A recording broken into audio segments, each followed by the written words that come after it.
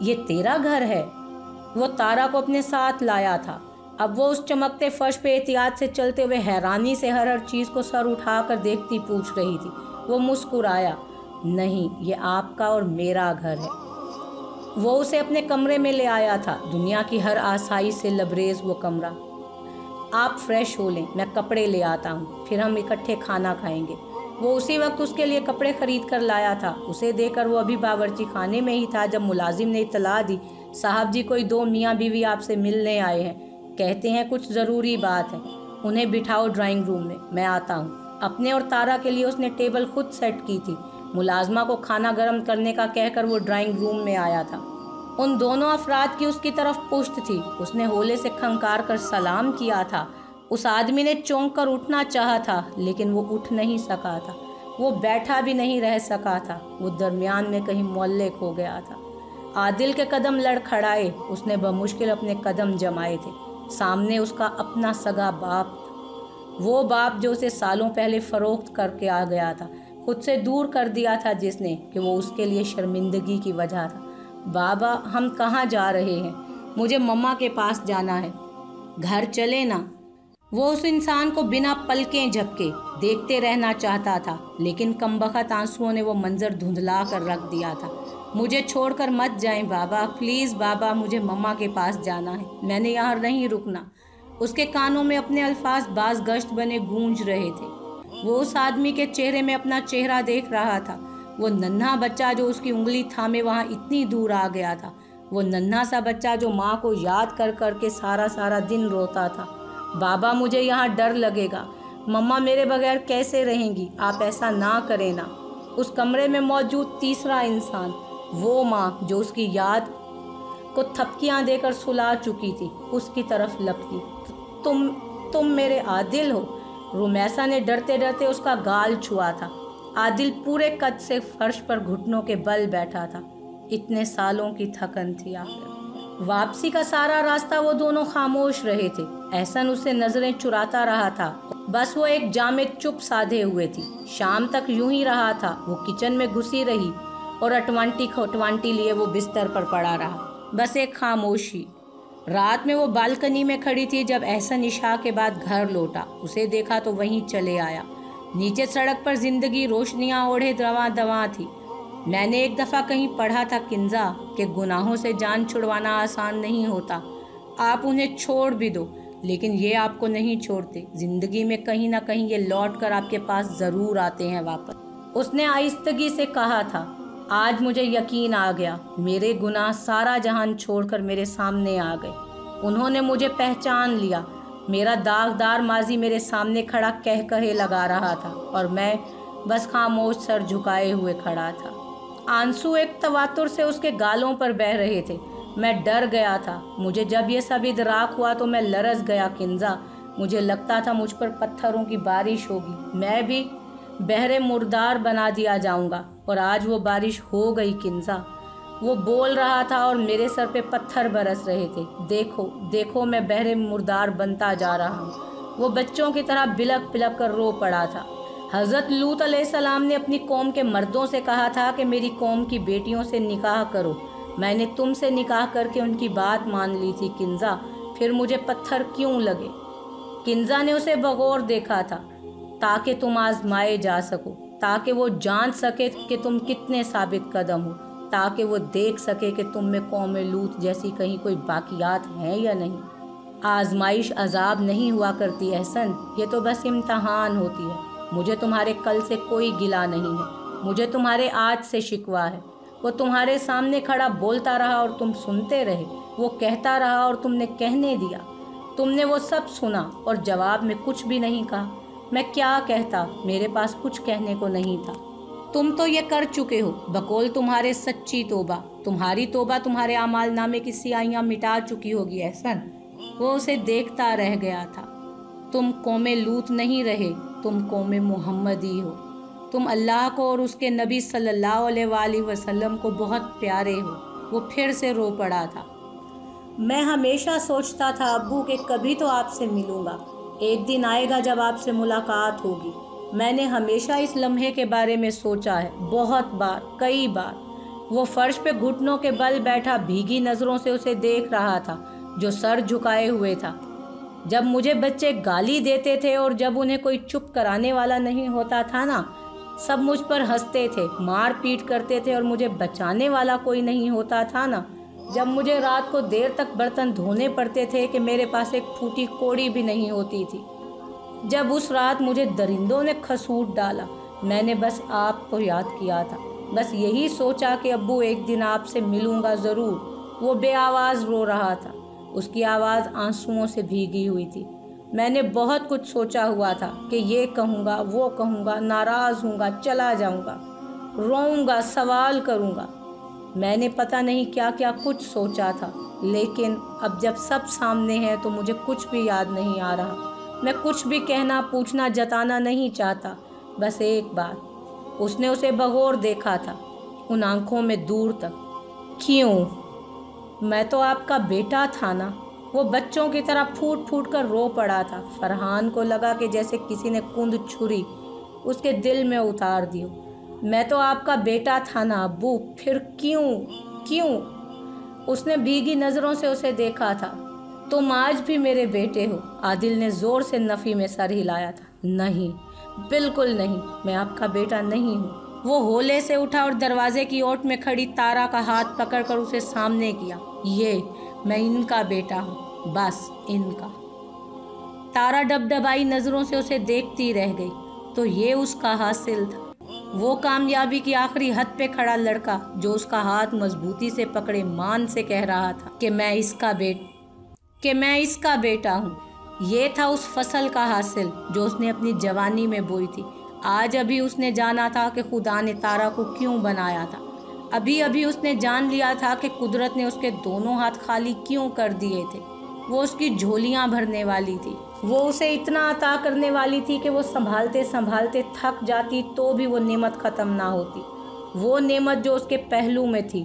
और मैंने इन सालों में एक और बात भी सोची है अब्बू, एक सवाल, क्यों बनाया है खुदा ने मुझ जैसे अधूरे इंसान को जब वो मुकम्मल बनाने पर भी कादिर है? क्यों? वो ज़रा रुका ताकि वो आप जैसे ज़ाहिरी तौर पर कामिल इंसानों को उनका अधूरापन दिखा सके, ताकि वो बता सके कि एक अधूरा इंसान भी एक अधूरी ज़िंदगी को कामिल कर सकता है। वो अधूरी ज़िंदगी जिसे आप जैसे कामिल इंसान अधूरा कहकर फेंक देते हैं। वो कहकर रुका नहीं, फिर कुछ सोच कर पलटा। अपने लेपालक बेटे की ज़िंदगी मांगने के लिए मेरे पास मत आइए, उसके पास जाइए जिसकी ज़िंदगी का वो वाहिद असासा था। साद की आंख खुली तो उसने खुद को अस्पताल के कमरे में पाया था। उसके हाथ पे ड्रिप लगी हुई थी, एक तरफ पेशाब की नाली थी, कुछ नलकियाँ, नालियाँ। मैं कहाँ हूँ? उसका सर बुरी तरह चकरा रहा था। कल रात वो क्लब में बेहोश हो गया था तो उसे उसके दोस्त अस्पताल ले आए थे।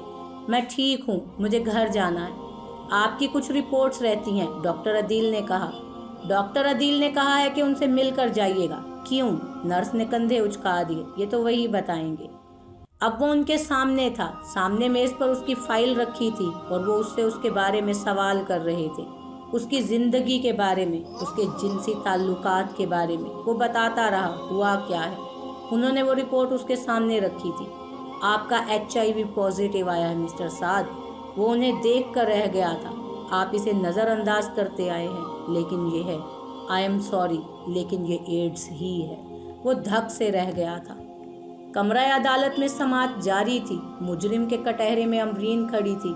उसका वकील जज के सामने खड़ा बोल रहा था, औरत कहाँ जाए माय लॉर्ड, औरत कहाँ जाए। सारी दुनिया के सितम खामोशी से सहती रहे तो अपने ज़मीर की अदालत में मुजरिम बन जाती है, और अगर कभी हिम्मत करके कुछ कर गुजरे तो हम इंसानों की अदालत उसे मुजरिम कह देती है। कहाँ जाए औरत फिर? अमरीन ने एक नज़र इब्रार दुरानी पर डाली थी। वो उसे देख ही रहे थे। औरत क्या कुछ बर्दाश्त करे? स्कूल कॉलेज जाते हुए खुद पर उठती गंदी निगाहें, यूनिवर्सिटी जाए तो कुछ मायनी खेज जुमले, बाज़ारों में कुछ बेबाक हरकतें, चंद साल की बच्ची हो या बुढ़िया, औरत कहाँ महफूज है? ना भाई के साथ, ना बाप के पास, ना शोहर के पहलू में, ना अपनी चार दीवारी में। औरत महफूज क्यों नहीं है माय लॉर्ड? सामने हथकड़ी पहने वलीद खड़ा था। माय लॉर्ड एक लम्हे के लिए खुद को अमरीन अबरार की जगह पर रख कर सोचे। رات کے وقت نشے میں دھت ایک انسان اس کی عزت لوٹنے کے درپے ہے اور آپ اتنے بے بس ہیں کہ کوئی آپ کی مدد کو بھی نہیں آ سکتا۔ کیا کریں گے آپ؟ اپنی مدد خود نہیں کریں گے؟ اپنے بچاؤ کے لیے کسی بھی حد تک نہیں جائیں گے؟ وہ پھر رکا۔ آخر میں بس اتنا ہی، اگر میری کلائنٹ مجرم ہے تو اسے سزا دی جانی چاہیے، تو جیلوں میں موجود ہر مجرم باعزت بری کر دینا چاہیے۔ اسی دن کورٹ کا فیصلہ آ گیا۔ امبرین ابرار کو بحکم عدالت باعزت بری کر دیا گیا۔ فرحان عادل کی بتائی ہوئی جگہ اس کے پاس آیا تھا۔ اس نے بتایا کہ مقتول کی ماں وہاں رہتی تھی۔ مجھے گل بدن سے ملنا ہے۔ وہ کہاں ملے گی؟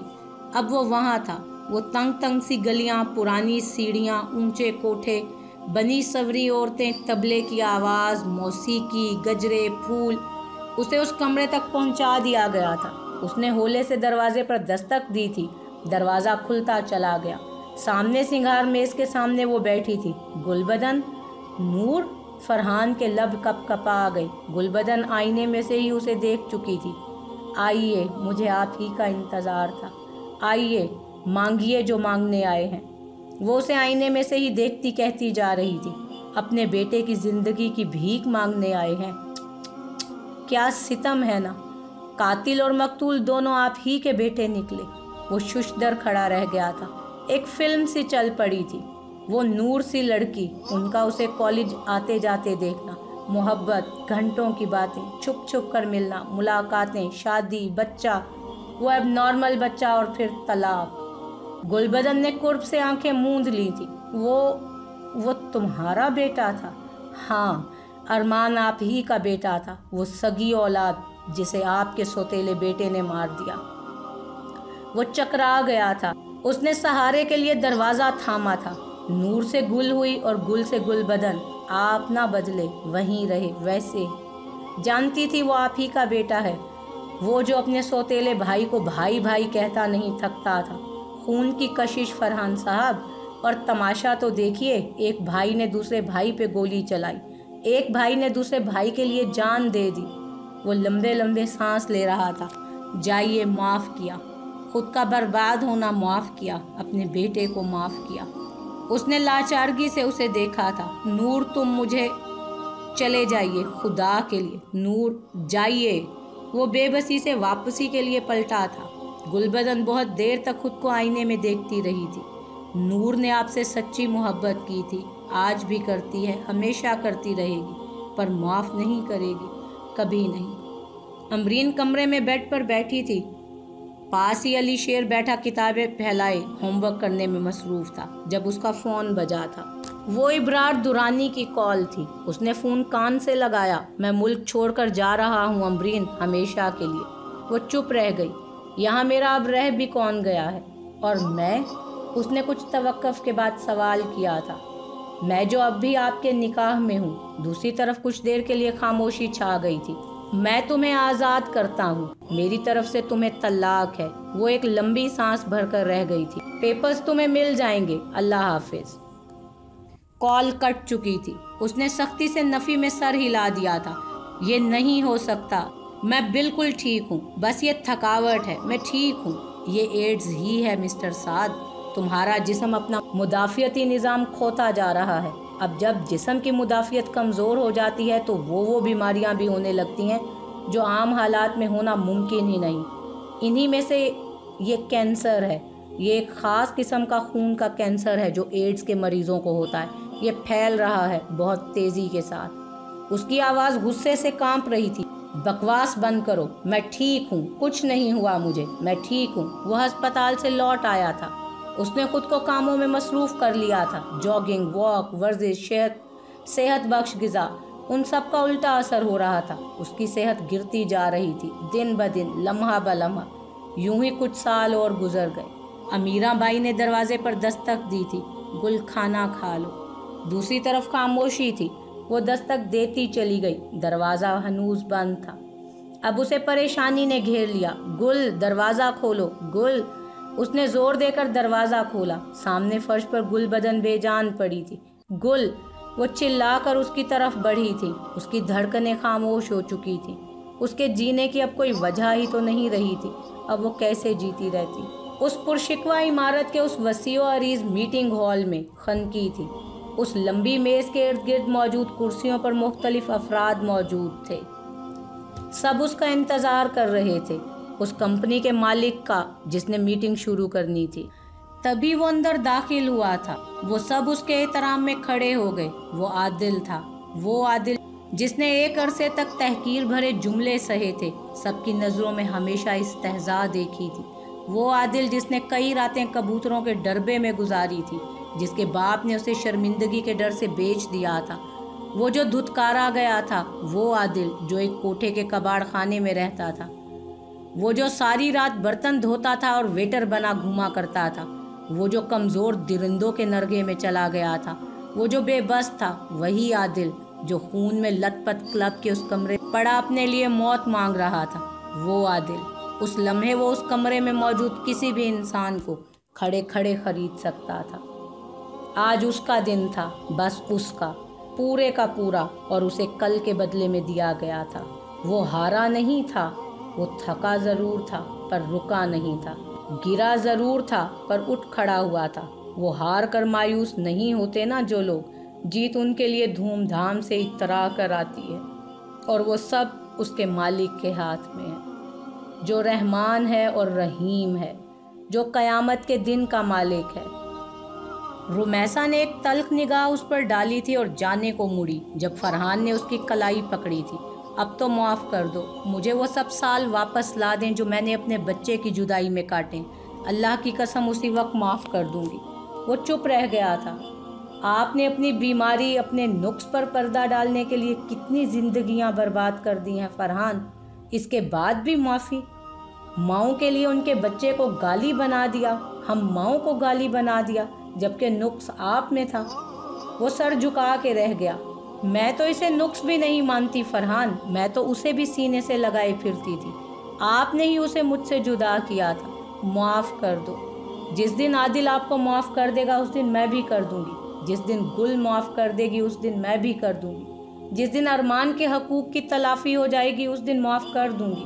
वो बोलती चली गई। वो मर चुके हैं तो समझ ले मैं भी मर चुकी हूँ। वो कहकर आगे बढ़ने को थी जब रुकी।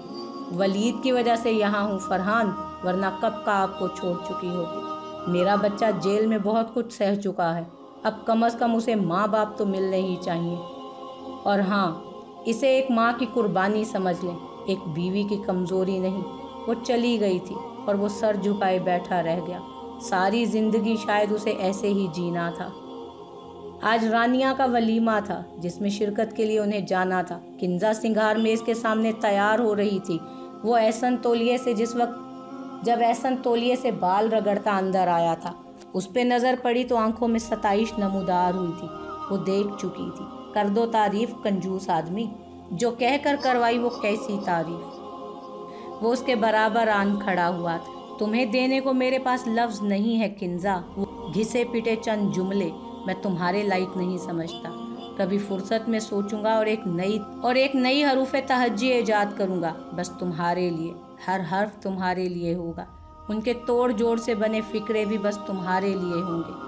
तब तक बस तुम वो चांद हो जो मेरी स्याह रात पे चमका तो उसे चौदहवीं का सा कर गया। आदिल ऑफिस से लौटा तो अमरीन उसे लॉन में ही नज़र आ गई थी, एक तरफ घास पर बैठी खामोश। वो उसकी तरफ चला आया और उसके सामने आलती पालती मार कर बैठ गया। हेलो, कहाँ गुम है? उसने उसके सामने चुटकी बजाई तो वो चौंक उठी। क्या सोचती रहती हैं सारा वक्त? मेरे पास बचा क्या है सोचने को?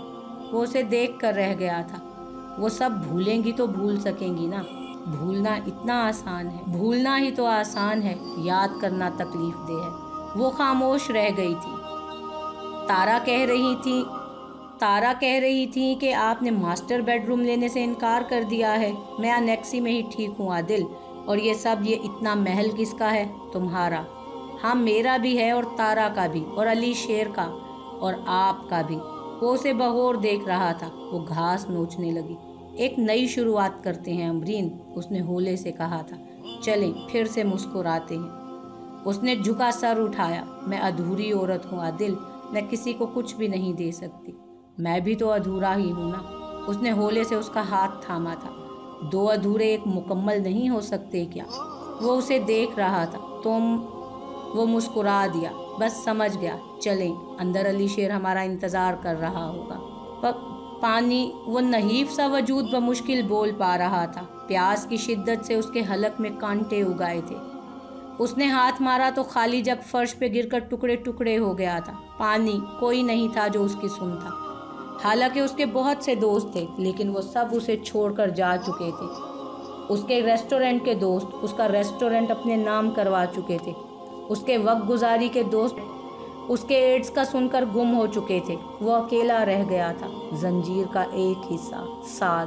उसने ज़िंदगी को अपनी मर्जी से जीने की ठान ली थी। ये नहीं जानता था कि इसकी कीमत इतनी बड़ी होगी। पानी, वो हाँफते हुए उठा, सांस फूल चुकी थी, मुंह छालों से भरा था, सरतान पूरे जिस्म में फैल चुका था। वो फर्श पर उतरा तो कांच उसके पैर में चुभ गया। फर्श पर उसके पैरों के सुर्ख निशान छपते चले गए थे। पानी नहीं था, फ्रिज खाली था, बोतलें भी ख़त्म हो चुकी थी। पानी, उसने तकलीफ़ की शिद्दत से चिल्ला कर कहा। उसके बाहर सुने जाने पर पाबंदी थी। एड्स की रोकथाम की टीम ने उसे घर में महसूर कर दिया था। वहाँ उसे खाने पीने की अशिया मुहैया करने पर मामूर लड़के डर के मारे उसके नज़दीक नहीं फटकते थे। वो छूत छात के मरीज़ जैसा था। कोई है? पानी, वो दरवाज़ा खटखटाते हुए चिल्लाते चिल्लाते थक गया था। पानी, कोई है? उसे एक बार किसी ने कहा था, खुदा के रास्ते पर आ जाओ बेटा। ये जिस रास्ते पे चल रहे हो, ये लाइलाज बीमारियों के अलावा और कुछ भी नहीं देगा। अगली सुबह जब SNGO की तरफ से वो मुलाजिम अंदर आया तो उसे फर्श पे पड़ा पाया था। वो रात किसी वक्त मर चुका था। उसने रहम से उसकी तरफ देखा था। बेचारा, वो फ़ोन मिलाने लगा था। फर्श पे पड़ा वो लाशा बहरे मुर्दार बन चुका था। कौमे लूत पे बरसे खुदा की कहर की निशानी। दी एंड, ख़त्म शुद।